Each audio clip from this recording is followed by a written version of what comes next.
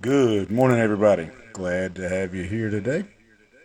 If you want to grab a Bible and join with me, we will be in the 18th chapter of Proverbs today. We're just going to look at one this morning. We're going to look at the 22nd verse, Proverbs 18 and verse 22, where Solomon is going to give his son the first. And I'm going from memory here. I believe this is the first time he has spoken to his son in on this topic.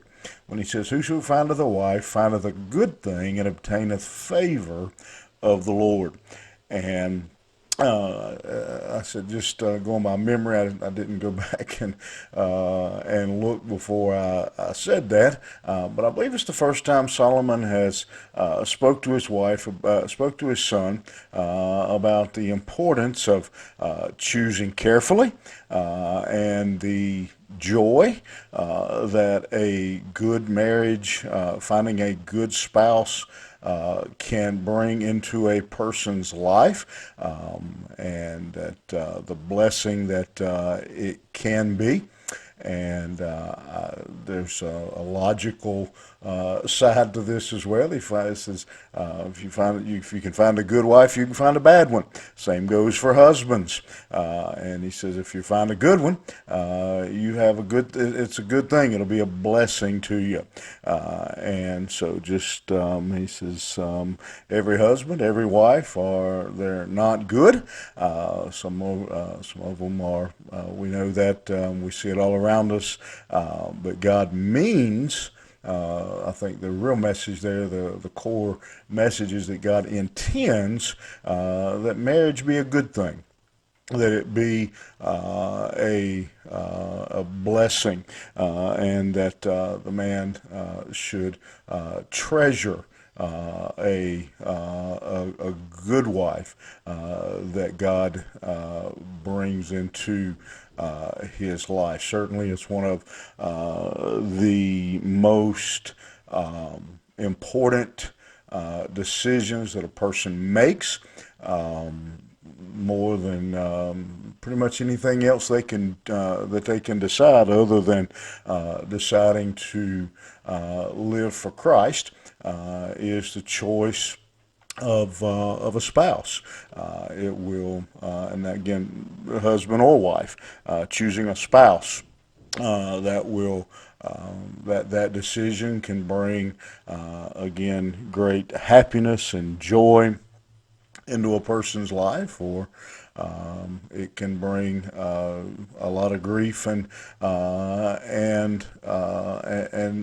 difficulty.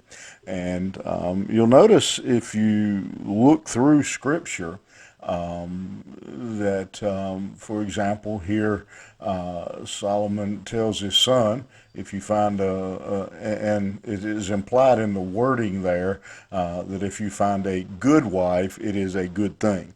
It doesn't say that in the King James wording, but the wording that is there, who finds a good wife finds a good thing and obtains favor of the Lord.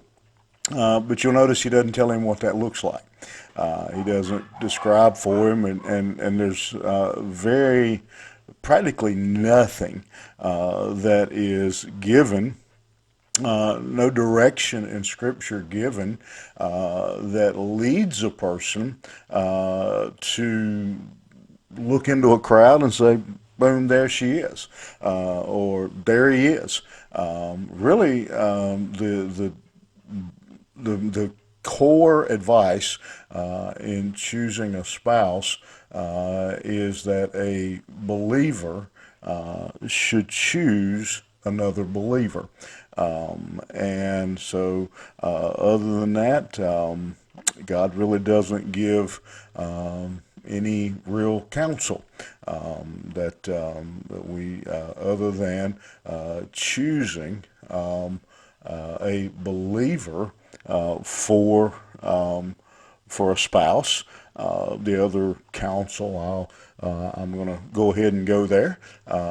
Is it is obvious from Scripture that God intends for a man to choose a woman, for a woman to choose a man, and that is God's plan, and also that God's plan is that they choose each other for life. That it is a lifetime decision to marry, to choose a spouse, and so we're just gonna look at that proverb because today, because the next one goes in a different direction, and be good for us to mull that one anyway. I think in the world we live in our society where marriage is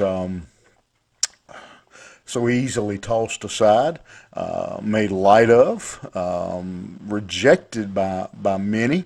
So good for us to be reminded here of God's opinion of marriage, that it is a good thing, and that God has a design, a plan for what marriage should look like.